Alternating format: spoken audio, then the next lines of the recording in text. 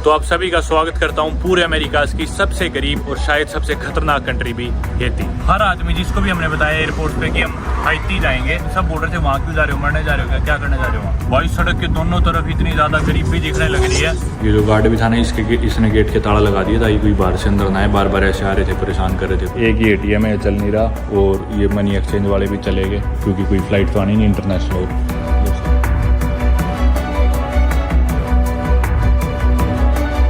स्वागत है आप सभी का एक नई वीडियो में। अभी बजे है सुबह के 6 और बहामा की कैपिटल नासा में हूँ मैं।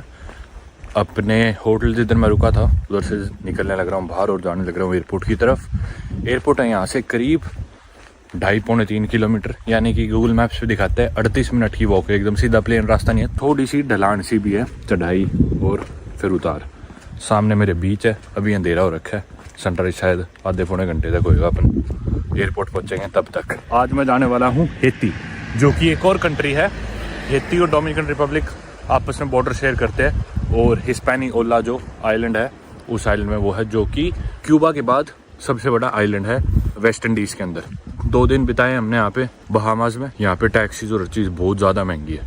हम ले भी सकते थे पर हमने सोचा चलो सुबह सुबह बैग टांग के निकल लेते हैं। अब से एग्जैक्टली 2 घंटे बाद हमारी फ़्लाइट है, पर यहाँ पर भीड़ नहीं मिलती एयरपोर्ट्स पर, तो पहुंच जाएंगे हम आधे-पौने घंटे के अंदर और फिर फ्लाइट बोर्ड करते हैं। ये सड़क है और मेरे राइट साइड में ये समुद्र है। ये देखो, इसका बहुत खूबसूरत नज़ारा दिखता है, पर अभी तो अंधेरा है और बहुत सुंदर समुद्र है वैसे यहाँ का।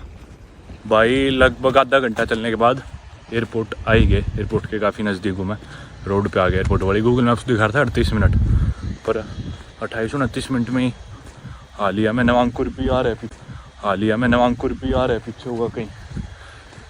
चलते हैं एयरपोर्ट के अंदर, चेक इन करते हैं।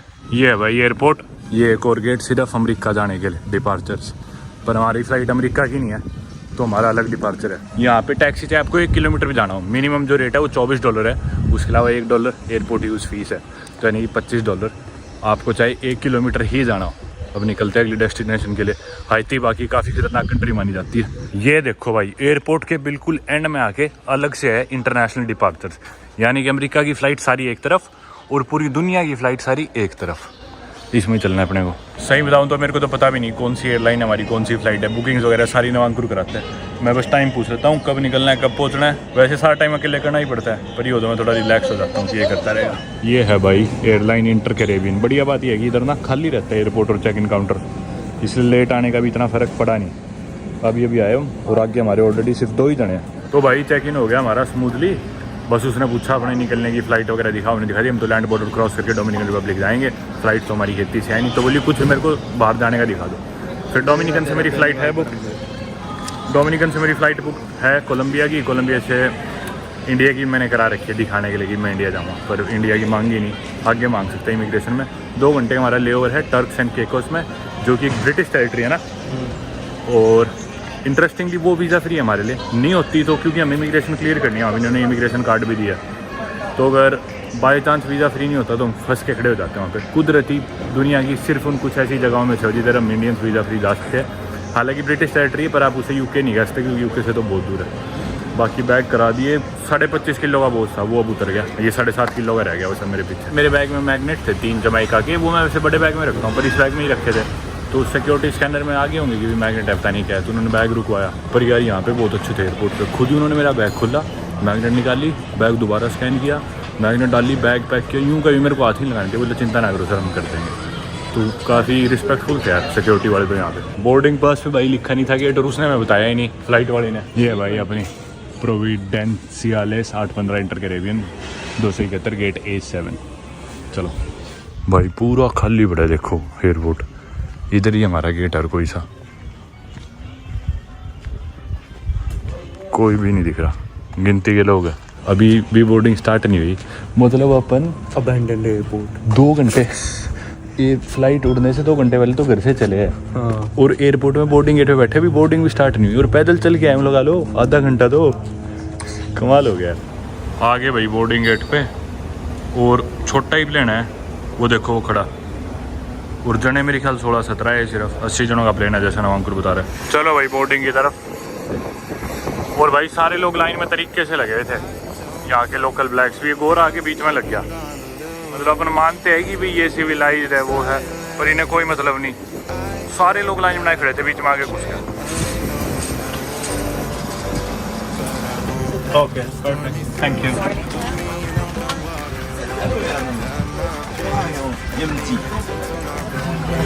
छोटा प्लेन है भाई, 10 से 15 बोला। हाँ तो यहाँ 11 बैठ गए। 10 से 13 भाई आगे तो इनने रख दिया सामान लोड करके, बाकी जगह सवारी बिठा दी इस हिसाब से कि ठीक से बैलेंस बन जाए, वेट डिस्ट्रीब्यूशन ठीक से हो जाए। तो आधे इधर बिठा दिया, आधे उधर खिड़की की तरफ, और आगे सामान लोगों को पीछे बिठा दिया।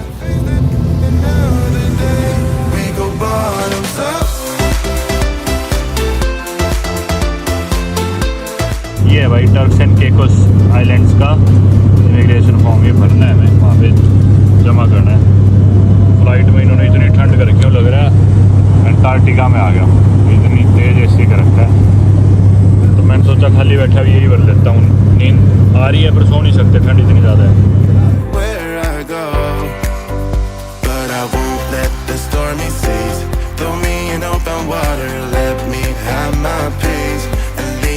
Tomorrow, wind into myself, away from things I let go, floating on the waves.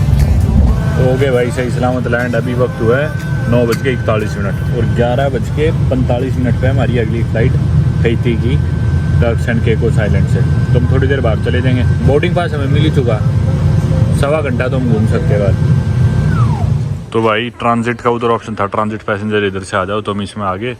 लेकिन ये अब दोबारा ये तो बोर्डिंग गेट्स आ गए इधर अगली फ़्लाइट के लिए। हम आ गए एयरपोर्ट पे और हमने पहले तो पूछा कि हम बाहर जा सकते हैं क्या, तो सब बोले, मतलब क्रू से भी पूछा, बोले हाँ उधर से ट्रांजिट में गेट है, बाहर जा सकते हो। फिर इधर भी पूछा आगे, तो बोले इधर से निकल जाओ। जैसे हम वो सिक्योरिटी गेट क्रॉस करे थे ना बाहर जाने के लिए, तो बोले कि नहीं आपके बोर्डिंग पास पे लिखा हुआ इन ट्रांजिट, आप बाहर नहीं जा सकते, आपको एयरपोर्ट पर ही रहना पड़ेगा। चलो भाई अब क्या इलाज है, कोई नहीं, एयरपोर्ट पर रहते हैं। बाकी है ना 40 आइलैंड का ग्रुप है, टर्क्स एंड केकोस आइलैंड्स, और नॉर्दर्न वेस्ट इंडीज़ में पड़ता है, नॉर्थ अटलांटिक ओशन में ही। कंट्री की बात करें तो यूनाइटेड किंगडम कंट्री के अंदर आता है। जी हाँ, ये एक ओवरसीज़ ब्रिटिश टेरिटरी है। इधर के लोगों के पास पासपोर्ट भी ब्रिटेन का होगा ना, तो ये मतलब नेशनैलिटी इनकी ब्रिटिश है, इधर के जितने भी लोग हैं। हालांकि कहाँ ब्रिटेन और कहाँ ये है वेस्ट इंडीज़ में। इनकी कैपिटल तो वैसे है कॉकबर्न टाउन, जो कि जिसका एरिया है सिर्फ 17 स्क्वायर किलोमीटर। आप हिसाब लगा लो कितना छोटा, और पॉपुलेशन है सिर्फ 3700 लोगों की। और वो पड़ता है टर्क्स एंड केकोस के नीचे, थोड़ा साउथ ईस्ट में पड़ता है वो। लेकिन हम जिधर आए हैं वो है प्रोविडेंस सालिस, या फिर उसे प्रोवो भी बोल देते हैं। ये पड़ता है नॉर्थ वेस्ट, मतलब काफ़ी दूर है, काफ़ी दूर तो क्या, छोटा सा देश है, पर उससे बिल्कुल अपोजिट है कॉकबर्न टाउन से। प्रोविडेंस सालिस, इनकी लार्जेस्ट सिटी भी यही है, प्रोवो भी बोलते हैं इसे, प्रोवो आइलैंड। ड्राइविंग ये रोड की लेफ्ट साइड ही करते हैं अपने इंडिया की तरफ, और करेंसी है यहाँ की यूनाइटेड स्टेट्स डॉलर। हालांकि ब्रिटिश टेरिटरी है, कैरेबियन में है, और करेंसी है यूएस डॉलर। अब हम इंतज़ार करते हैं अपनी अगली फ़्लाइट का, 2 घंटे बाद है वो, बोर्ड करके पहुँचते हैं अपनी फाइनल डेस्टिनेशन हैती। होगी भाई बोर्डिंग स्टार्ट, वक्त हुआ है 11:23, 11:45 पे निकलनी है फ़्लाइट, यानी कि अभी सिर्फ 22 मिनट में। प्लेन वही है हमारा, उसी प्लेन में चढ़ना है दोबारा से। उधर बैग्स रखे हैं, हमारे ही बैग है, एक मेरा, एक नवांकुर का, एक तीसरा पता नहीं कौन है।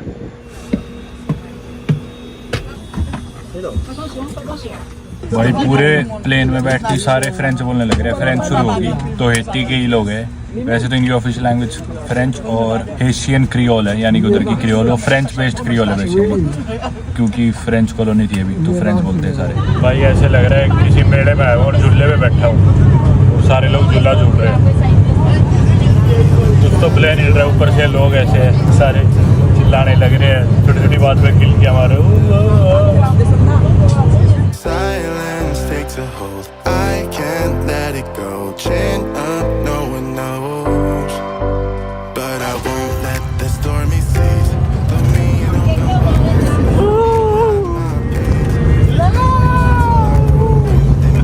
हाँ भाई सारे चिल्ला रहे हैं, चिल्लाएंगे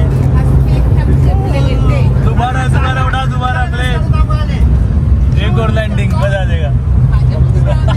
भाई स्वागत है अमेरिका की सबसे गरीब कंट्री में। ओ भाई भयंकर गर्मी है इधर तो, भयंकर, एकदम से एसी में से निकले ना बाहर, बहुत गर्मी फील हुई। ये एयरपोर्ट है भाई इनका और ये अराइवल्स, बस इतना सही है। वो सामने उधर जाना है, पहाड़ वगैरह थे इधर बाकी रास्ते में जब लैंड हो रहे थे दिख रहे थे। इमिग्रेशन होगी भाई और यहीं पे बैगेज का सा है। आगे में इधर तेरा तो मेरा भी रहा, ये पड़ी भाई ये इनकी बैगेज, मेरे कपड़े निकाल, ये इनकी बैगेज बेल्ट है। बैग खुला है इधर, ये पड़ा भाई मेरा बैग। अभी तक का सबसे इमिग्रेशन आप कुछ भी नहीं पूछा, कहाँ रुके कहानी बताता हूँ आपको, बैग उठा लूँ पहले।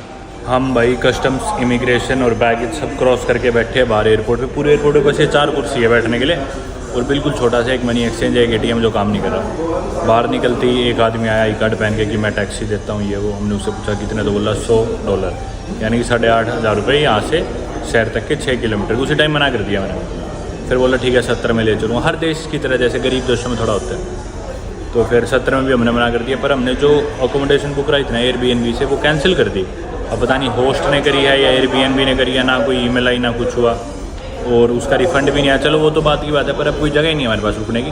तुम कोई और अकोमोडेशन देख रहे हो और देख रहे हैं नेट पर कोई पब्लिक ट्रांसपोर्ट वगैरह का इधर हिसाब किताब है, तो क्योंकि $70 तो देने वाले नहीं हम टैक्सी। वैसे तो हैती की कैपिटल सिटी है पोर्टो प्रिंस, पर हम आए हैं कैप हेशियन, जो कि ये भी बड़ी सिटी है वैसे तो। और हैती की बात करें ना तो पूरे अमेरिका में सबसे गरीब कंट्री तो है ये, लेकिन ये 3rd लार्जेस्ट कैरेबियन आइलैंड भी है। सबसे बड़ा तो है क्यूबा, एक 2nd नंबर पे है डोमिनिकन रिपब्लिक, 3rd पे है हैती। हिस्पैनियोला की सिर्फ हम बात करें तो हिस्पैनियोला एक आइलैंड है, वो क्यूबा के बाद सबसे बड़ा है। वो हैती और डोमिनिकन रिपब्लिक में डिवाइडेड है, तो डोमिनिकन रिपब्लिक हैती से थोड़ा बड़ा है। तो 2nd नंबर पे सबसे बड़ी कंट्री वो है, 3rd पे हैती।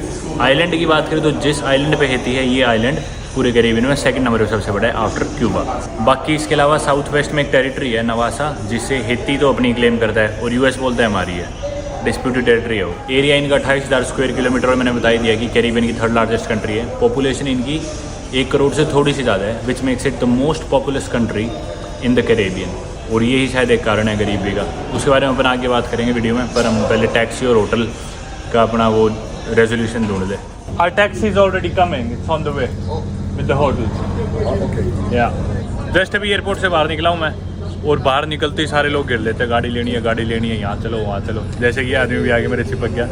फिर कोई नहीं, हमने जो होटल कराया वो आने लग रहे हैं। उन्होंने अपनी गाड़ी वाला और साथ में ड्राइवर भेज दिया, तो वो रास्ते में है। और बाकी आपको मैं बताता हूँ, क्योंकि यहाँ पे कोई आता नहीं, मतलब गुनाह इतने ज़्यादा है और मेरे ख्याल से कोई भी बिज़नेस ठीक से काम नहीं कर पाता। इसी वजह से शायद यहाँ पे कोई होटल्स हैं ही नहीं, बहुत गिने चुने होटल है, कोई ट्रैवलर आता ही नहीं। और जो हमने कराया ना, वही लगा लो इस सिटी का सबसे सस्ता होटल है जो हमने कराया, और उसकी कीमत है इंडिया के 5,500-6 हज़ार रुपये एक रात के। हमने 2 रात का कराया, 11,500 रुपये कुछ है। मतलब देख लो, सबसे सस्ता होटल हुआ है, तो कितनी महंगी है सारी चीज़ें। कारण ये है कि कोई आता ही नहीं यहाँ पे, बहुत ज़्यादा एक तो गुनाह है और इतना महफूज नहीं है ट्रैवलर्स के लिए। ये आखिरी फ़्लाइट थी जिसमें हमारी यही फ़्लाइट थी, इंटरनेशनल फ़्लाइट, और कोई फ़्लाइट नहीं है। डोमेस्टिक फ़्लाइट आएगी नहीं कैपिटल सिटी पोर्टो प्रिंस से। इन्हें दिख रहा था कि मुर्गे फंस गए, लूट लो इन्हें। होटल हमने कराए थे एयरबीएनबी से, वो एयरबीएनबी ने कैंसिल कर दिया था किसी वजह से। नेट से ढूंढ के मैंने होटल कराया और उन होटल वालों को बोला कि इस प्राइस में आपका एयरपोर्ट से पिकअप भी अवेलेबल है क्या, तो बोले नहीं, उसके हम अलग से $20 लेते हैं। तो मैं बोला कोई नहीं, आप गाड़ी भेज दो जल्दी, $20 में दे देंगे। और वो होटल वाले भी व्हाट्सएप पे तो प्राइस बहुत ज़्यादा बता रहे थे, पर ऑनलाइन हॉस्टल वेबसाइट से मैंने बुक करा तो 11,500 में हो गया। उस वेबसाइट पे सबसे सस्ता दिखा था। डायरेक्टली होटल से कराओगे तो $105 का एक रात का था, सबसे सस्ता कमरा उनका, यानी कि 17-18 रुपये 2 रातों के, 2 जनों के।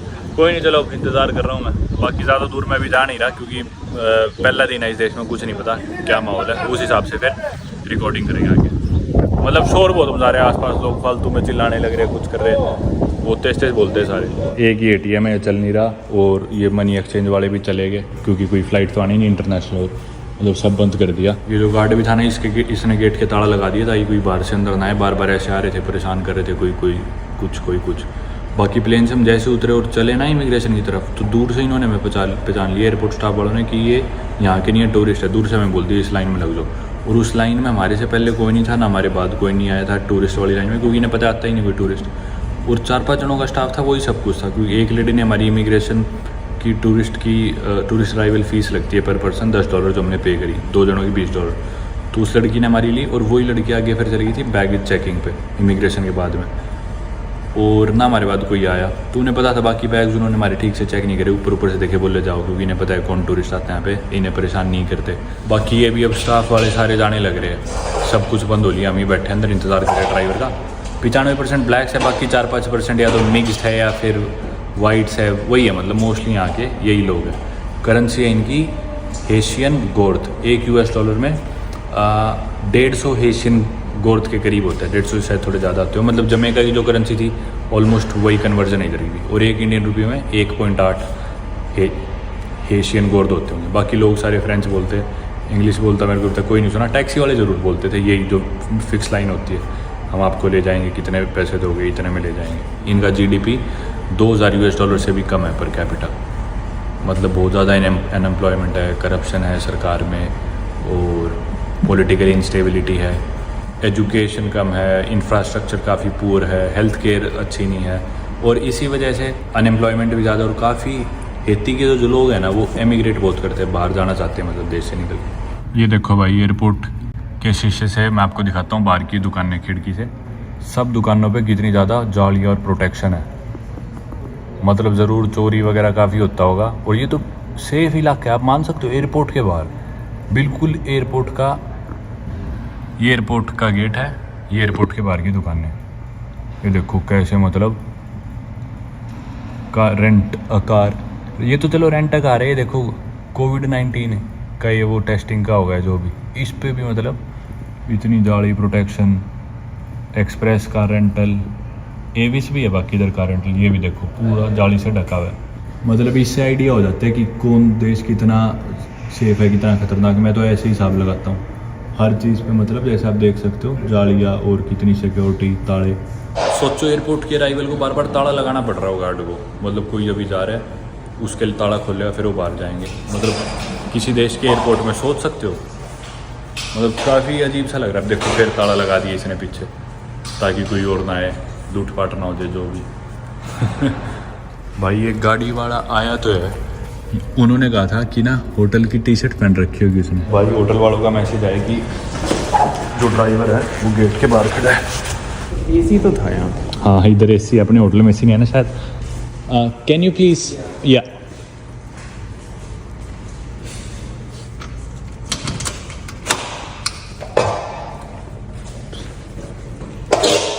Thank you mercy. भाई दिख रहा है ड्राइवर,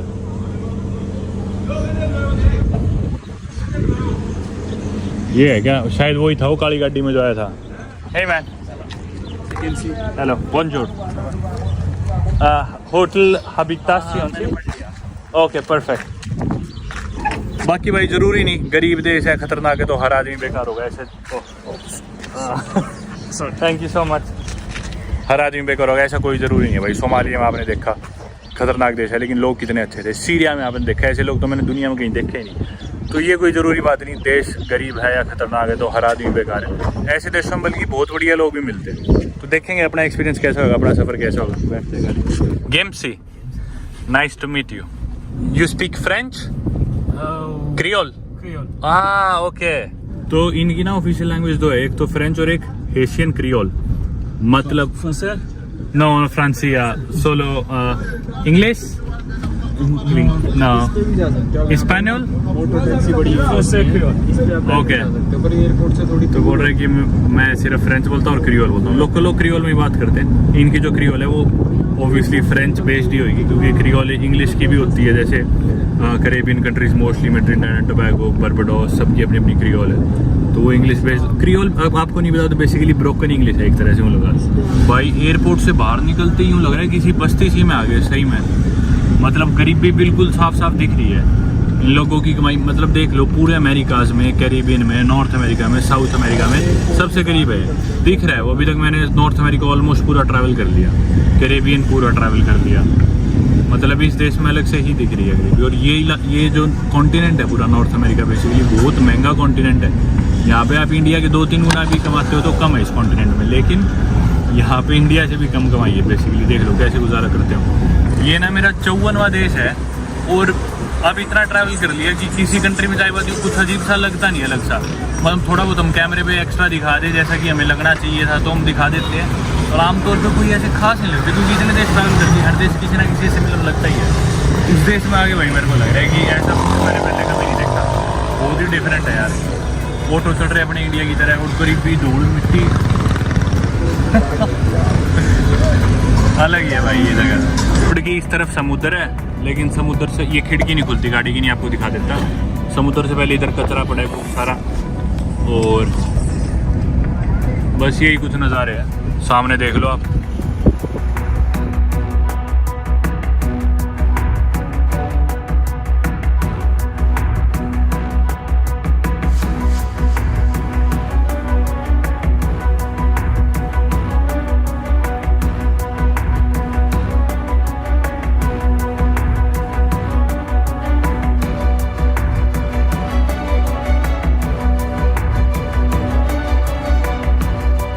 भाई सड़क के दोनों तरफ इतनी ज़्यादा गरीबी दिखने लग रही है, और हर आदमी जिसको भी हमने बताया एयरपोर्ट पे कि हम हाइती जाएंगे, हर एयरपोर्ट का स्टाफ है जो भी सब बोल रहे थे वहाँ क्यों जा रहे हो, मरने जा रहे हो क्या करने जा रहे हो वहाँ।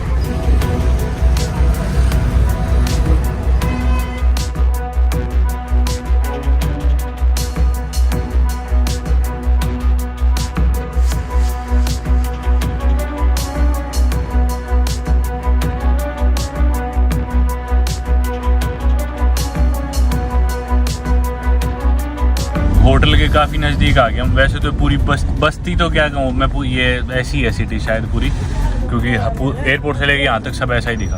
पूरी यहीं पे जो होटल था उसकी लोकेशन थोड़ी ठीक दिख रही थी फ़ोटोज़ में तो, पर है तो ये इधर ही। और इसके $20 हमारे हेयर या, और हमारे $20 लगे एयरपोर्ट से आने तक के, 1700 रुपये, 4 ही किलोमीटर था जबकि। भाई ये कड़ेला होगा गाड़ी ने, पीछे रह गया वो तो अपना किशोर गेट पे लेके जाएगा क्या? नहीं वहाँ पे एरो लगा हुआ था कि यहाँ से। अच्छा मतलब ठीक जाने लग रहा है, दिखा रहा था होटल का एरो था, इसने पहले मैं वो दिखाया कि इधर है, ताकि हमें यूँ ना लगे कि गलत लेके जाने लग रहा है किसी, क्योंकि देखो ये कैसी कैसी गलियाँ सी है भाई, और फिर पहाड़ी सी है। ये है भाई होटल फाइनली, मतलब एक गेट चढ़ाई अजीब सा ही है भाई ये तो सिस्टम। नीचे उतरना ही बहुत मुश्किल है। हाँ नीचे जाएंगे वो सोचेंगे आगे मुर्गे लुटो। हाँ बस्ती सी में तो। बस्ती है, क्योंकि कोई और आता ही नहीं होगा, पैदल कोई जाता ही नहीं होगा, सारे गाड़ी लेके निकलते होंगे टूरिस्ट, अगर कोई आता भी होगा तो। ये ड्राइवर भी मैं सोच रहा हूँ बहुत बड़े कोई बिजनेसमैन या कुछ है, क्योंकि टूरिस्ट तो कोई आता नहीं, पर इसे क्या पता, हम भी भूखे नंगड़ी है। इट्स हैवी भाई, उठा लिया इसने तो, इनके जेनेटिक है भाई। मतलब इसने दिखाया था पहले कि मैं तुम्हें ठीक लेके जाने लग रहा हूँ, ताकि होटल का साइन बोर्ड दिखाया कि गलत जगह तो नहीं लगा। होटल पर बढ़िया है भाई, ये देखो इधर से शहर दिख रहा है, इधर एक ये बार्स है, और इधर रिसेप्शन सी है। अरे यार होटल तो सही है, पैसे भी तो सही है, पैसे भी उस हिसाब के, पर सबसे सस्ता होटल ही है इनके देश में। तो भाई काफ़ी देर की कन्फ्यूजन के बाद फाइनली हो गया, क्योंकि इन्हें ना हमारी बुकिंग मिलने नहीं लग रही थी। दरअसल हमने डायरेक्टली नहीं कराया था, हमने ओस्लो वर्ल्ड से कराया था। उसके बाद ये कई देर ढूंढे गए, इनके सिस्टम में आ नहीं रहा होगा, क्योंकि कोई आता ही नहीं होगा, कौन कराता होगा, डायरेक्टली कराते होंगे जिन्हें आना भी होता होगा। तो वैसे भी ओस्लो वर्ल्ड सिर्फ ट्रैवलर्स यूज़ करते हैं। उसके बाद लेकिन हमने यहाँ बहुत सस्ता करा लिया, और हमने ये अक्के पक्के रहेगी, इतना सस्ता कैसे करा ली, क्योंकि उस साइड पे इन्होंने प्राइस शायद अपडेट नहीं किया होगा। अब यहाँ से कराते, जितना एक रात का यहाँ पे कराते उतना हमारे उस वेबसाइट पे 2 रात का हो गया। बाकी अब हमने $30 की करेंसी एक्सचेंज करा ली, एशियन गोल्ड, और $20 टैक्सी देने थे वो दे दिए, टोटल $50 दे दिए, और $110 मैंने कार्ड से पे कर दिए। $19 का मेरा होटल का कुछ डिपॉजिट कार्ड से कट गया था, तो $130 में 2 रात का हमारा होटल हो गया 2 जनों का, जिसमें ब्रेकफास्ट भी मिला हुआ है। तो ये अक्के बक्के रहेगी, होटल काफ़ी सही है, बाकी इधर के हिसाब से तो बहुत सही रेट है। बाकी ये है भाई यहाँ की करेंसी, एशियन गूद, ये है 50 का नोट, यानी कि इंडिया के 30 रुपये हुए। ये हमें 30 रुपये और, मतलब इनके 50 रुपये और लेने, बाद में भी इनके पास नोट नहीं है। चलते हैं अभी कमरे में, कमरे की चाबी मिली है भाई, हमारा 15 नंबर कमरा है, और सही है यार। मतलब देखो हाइती, मतलब देखा ही आपको मैंने दिखाया, बाहर गरीबी सी थी, थोड़ी गंदगी थी, लेकिन ये होटल तो काफ़ी मस्त है। और करकुरा के हमें बहुत सस्ता ही मिल गया। और इधर से नज़ारा, हालांकि गरीब भी दिख रही है, स्लम्स वगैरह इनके दिख रहे हैं, लेकिन समुद्र का खूबसूरत नज़ारा भी दिखने लग रहा है। और चल के अपन अभी थोड़ी देर आराम कर लेंगे, कल अच्छे से एक्सप्लोर करेंगे इस सिटी को। परसों भी शायद यहीं रुके, अच्छे से आसपास घूमेंगे, देखते हैं जो भी सब होएगा। मैंने इनसे पूछा कि भी सेफ़ है क्या सड़क पे ऐसे चलना और ये सब, तो बोल रहे थे हाँ बस फ़ोन का ध्यान रखना। मैं बोला हम फ़ोन हाथ में लेके चलेंगे, तो बोले ध्यान रखना कोई छीन ना ले ये वो। और बाकी मैंने पूछा किडनैपिंग्स वगैरह, क्योंकि ऐसे देशों में स्पेशली वेस्ट अफ्रीका में तो बहुत कॉमन है, किडनैप कर देते हैं टूरिस्ट को। और तो वैसे ही मैंने पूछ लिया, बाकी हमने इतने देश घूम लिया, अब हमें समझ तो है, इतनी तो अकल है ही क्या करना है क्या नहीं, और इतने बेवकूफ़ भी नहीं है, पर पूछने में कहा जाता है। तो बोले कि भी इस पार्ट में थोड़ा सेफ़ है, बाकी और पार्ट्स में तो फिर भी हो जाते, इधर इतना नहीं है। और यही है, चल के बैग वगैरह रखते हैं, अपना आराम करते हैं। देखो घरों की छतें वगैरह इधर से दिख रही है, ये एक बकरी सी है। और इनकी करेंसी ना 2021 से पहले मतलब $1 में 60 एशियन गोद थे, और अभी ये है 150 से भी ऊपर, मतलब 2.5 गुना से ज़्यादा इनकी करेंसी गिर गई पिछले 2 सालों के अंदर। मतलब एकदम इनकी इकोनॉमी, इन्फ्लेशन बहुत होती जा रही है बेसिकली। जो भी भाई मेरे को तो सही लगा देश, मतलब ऐसे यूँ नहीं लग रहा कि अभी निकलो नहीं है सब लोग जैसे फ्रेंडली से लगे अभी तक तो, जितने भी लगे। और गरीब भी तो है, तो भाई क्या कर सकते हैं, कोई नहीं, आराम से बाद में एक्सप्लोर करेंगे, अभी आराम करते हैं। ऊपर आ गया भाई मैं कमरे की तरफ, 15 नंबर अपना कमरा है, शायद नवांकुर ऑलरेडी आ गया। अरे बहुत बड़ा है भाई ये तो, एसी भी लग रहा है इसमें तो। ये है भाई इसका मेन्यू, रेट आप देखो, सारा मेन्यू फ्रेंच में है, इंग्लिश कोई आता ही नहीं बोलने वाला। देखो मतलब सस्ता है जिन जगह से हमारे उससे कंपेयर करें तो इंडिया से तो महंगा ही है ऑब्वियसली, $, है तो 85 से मल्टीप्लाई कर लेना, ये $850 का है। पर कुछ सस्ती चीज़ें भी है, $5-7 की भी चीज़, जैसे इधर देखोगे हैमबर्गर वगैरह $60 $500 का, जो कि मतलब इतना महंगा नहीं है, क्योंकि हम जिन देशों में ना, इस पार्ट में नॉर्थ अमेरिका में सब कुछ ही बहुत महंगा है। इंडिया में तो चलो इससे सस्ता होगा, पर इधर के हिसाब से नहीं है इतना महंगा। और ये तो 4 स्टार होटल है, बहुत महंगा। Thank you. ये है भाई मेरा चिकन सैंडविच, जो कि था $7 का, अपने इंडिया के $550 का। ये इसकी स्पैगेटी $6 की, अपने इंडिया के $500 की। चलो भाई खाते हैं। But I won't let the stormy seas throw me in open water, let me have my peace.